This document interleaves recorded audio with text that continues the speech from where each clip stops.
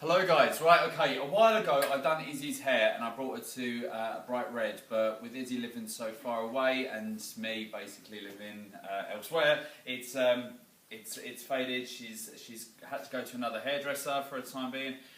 Right, okay, cut wise, this is what I've got to work with. It's very short and blunt at the back, and then it's completely disconnected and long at the front. We're going to be sorting this out completely, so I'm just going to spin round. And I'll show you what else we've got going on here. So there's lots of a disconnected layer going on. So there's kind of like a wedge around here, and then you've got this massive long piece here. This is what I'm about to do. Izzy doesn't know this yet, so I've given her a side parting over this side. The way it was cut before was it was all forward, and that worked fine with the way it was when it was originally cut, but it hasn't grown out into a nice cut at all. So I'm going to be bringing Izzy's hair over to the side for the simple fact that I'm going to be cutting this side to about here, and it's going to come up and graduate, and we're going to do the big famous graduated bob that's been taken over the world, just because we want it to grow down nicely. So we're going to be cutting away the back. I'm going to do a slight disconnection in the back because there is a disconnection there, and I'm not going to be able to blend it in 100%. So I'm going to be giving Izzy kind of like, it's going to look like a graduated bob, but there's going to be a little twist to it, which I'm going to talk you all through. As I said, this side's going to come to here. This side is a lot finer because I brought the parting over. So I'm going to be cutting this side to chin. So we're going to go kind of like this. Now, the difference that we're going to be doing is we're going to work with the colour to make the colour a little bit more exciting. We've decided we're going to move away from the pillar box red, and we're going to go for more of a red-violet. Now, we've moved over to Schwarzkopf for our colours and everything, which we are finding absolutely amazing, and Izzy is a big fan of Schwarzkopf itself from when she was in Malta. So we're going to be bringing this side to here, graduating it over, and this side's going to get longer. Now what we're going to do is I'm going to get a little bit creative, and I'm going to do the underneath a different colour. Now, these colours you wouldn't normally put together, but we're going to go for probably a base, probably about a 5.5, 8, 9. So we're going to go, it's going to be more prominent red than it is going to be the violet. So we're going to go 5.5, 8, 9. And then we're going to have the underside here in a green. Izzy is a performer, so you need to work with what they do for a living. If they work for a bank like HSBC and that, probably not the best kind of haircut to be doing in colour because it's not going to be acceptable for the business. So you just need to work on your consultation, guys. Izzy is a performer, like I said. She's on stage a hell of a lot. She's got some big, exciting news coming as well, so you need to stay tuned, but I will keep you updated with that. I will talk you through step by step, but at the moment I think the first thing is I've got to cut the length off here because it's pointless colouring what I'm going to be cutting off. So we're going to cut the length off here, do a really rough cut, and then we're going to work on it from there. So I'll talk you through each step like I said, and I shall see you in level 2. Check you out soon, guys. Hey guys, right, round 2. We're moving on to the cut. What I've done is, when you're going along with things, if you feel like you're going to start getting creative with your colour and stuff, sometimes it doesn't always go to plan. This happened last time when we've done Izzy's hair as well. I decided that just the green on one side wasn't going to be enough, so I've pre-bleached, or pre-lightened as they like to call it now, an area down here. This is going to be light enough for the green. I'm just going to have it kind of a slight disconnection, kind of like a tail coming out the bottom, just to kind of make it look a little bit more now and a little bit different. Not obviously too long because I don't want it looking, I don't know, wrong and weird.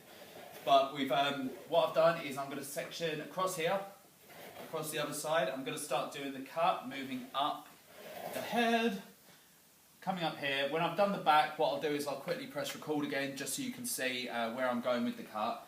And yeah, the unfortunate thing is when you, with a client, when you're trying to portray what you have going on in your head and you can't draw a hangman, it's really hard to show the client what the overall look's going to be. So you really need to make sure that client has 100% trust in you before you move forward with the cut, because it's a very personal thing for yourself and for the client.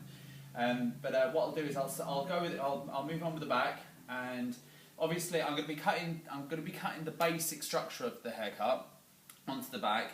Once it's dry, at the end, that's when I'm doing all my feathering and all my techniques and stuff, so that comes afterwards, so please don't judge me with the starting point.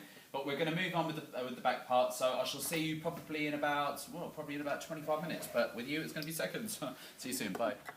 Okay, I lied. I got carried away and wanted to carry on the sides. The people that are going to be watching this, the viewers out there and the ones that subscribe to me, you're trained hairdressers already. There's no point in me breaking down a back section to a side section, you know all that. So right, okay, I'm going to spin Izzy round. Right, taking it short enough at the back. To there, I've got a lot of feathering work, so I've left it slightly longer than what I wanted to, because obviously when you're feathering and you're chopping into and all that kind of technical stuff, you're going to bring it slightly shorter again, so you don't want to go too short and then go really short, and then all of a sudden she's like, Garrii, I hate it. So what we've done is I left a small piece here, which I think you can just about see. Yeah, you can just see it here. Just a small area just to stick out. I'm going to leave that. I'm not really going to feather that much because I want that to stick out and a bit of disconnection going on there. We've got the cut that's coming down here, the shorter layers I've blended through. Again, I can't really do too much blending while it's wet, so I'm going to be doing it after the actual colour's complete and stuff. The side, on this side, so you can see we've got a definite definition here, and then it gets long here. You can just about see that if you just turn your head slightly. You can just see it kind of sticks out underneath a little bit. And then moving on to the other side, we've left this longer. Now, taking in mind this was to here, so I've taken a nice bit off. What I wanted was so that this touches her chin, this overlaps, and it just joins. And that's it. So you join in there. So I've picked the side part of her mouth down, rather than the central point, to create a real even bob, which is lovely, don't get me wrong. But the way that I was planning this was I've picked the point on the side of Izzy's mouth, and I've come down, stopped it there, and then I've joined it there. Okay, does that make sense? So it's kind of coming around there, and that part to there. So when you let go, it hangs to there, yeah? Do you get that? Cool. So what I'm going to do now is I'm going to rough dry Izzy off. I'm going to use a colour equaliser spray, which you can get from your Schwarzkopf Igora, which is amazing. It evens out the balance of the whole hair porosity before you actually put a colour on, so it goes on really nice and smoothly. It is, it's more expensive than water. I wouldn't say it's expensive, but it's more expensive than water. So any trainees that are out there that are doing this, just use it a little bit sparingly, because when you're combing through, it will come through as well. But you don't want to overload it, because it just makes the hair sticky and stuff. So I'm just going to literally spritz it all over. I'm going to use my colours. Now what I'm going to be using, guys, is, I said before, a 5.5, 8/9. A 6... it's just a preference, but a 6, 8, 9 is just, I feel it's going to be slightly too light, but I think a 5, 8, 9 is going to be slightly too dark, so I like it smack in the middle, so I'm going to mix half and half, okay, just to make it a little bit confusing for everyone out there, and so that she doesn't go home and buy it herself, so yeah. And then I'm going to be mixing a 033 with a 9.5, I think it's a 9.5 I think it is, I'm sure it is. Or a 9.5 1, whatever we've got up there at the time. Now a 9.5 O has no tone, so the 3.3 being pure green is going to pick up on that, and that will be fine. That'd be nice to deposit the colour into the 0. But if I've got 9.5 1, I would prefer it because it's more of a flatter colour, so it cancels out a little bit more warmth, so the green actually grabs a lot better. I think I have got a 9.5 1, but I will let you know as I've done the colour. I'm going to be using quite a strong amount of 033 because I want it to be as green as what the curtains are in here. I don't want it to be like the couch where it's a bit wishy-washy, because Izzy does live far away and I don't want it to fade out too quick. So I'm kind of making a bit of a concoction. Now what I'm going to do is have a blank piece of paper beside me when I'm mixing the colour. You mix the colour up, you put a tiny bit on the paper, and you have to leave it the development time. Now I'm going to be using my colour processor just to literally just speed up the process, a little bit before I go ahead with putting the colour on Izzy's hair, because I want to just make sure I've got that right shade before I go on. The reason I do this is because the oxidation of the peroxide and everything has to be the full development time, because it's the last, I think it's the last 15 minutes of the colour that it actually deposits the colour, and the rest of it does whatever it does. I'm yeah, I don't work for Schwarzkopf, so I don't know what the technical bit they use in the beginning. But anyway, guys, I'll catch up with you soon, and yeah, it's going to be exciting. So we're going to change Izzy. Right, okay, see you soon, guys. Okay, guys, we're all done here. Yeah, it's looking the nuts. So basically what I've done is I've gone slightly shorter on this side. Me and Izzy had a bit of a chat and we decided to work on it.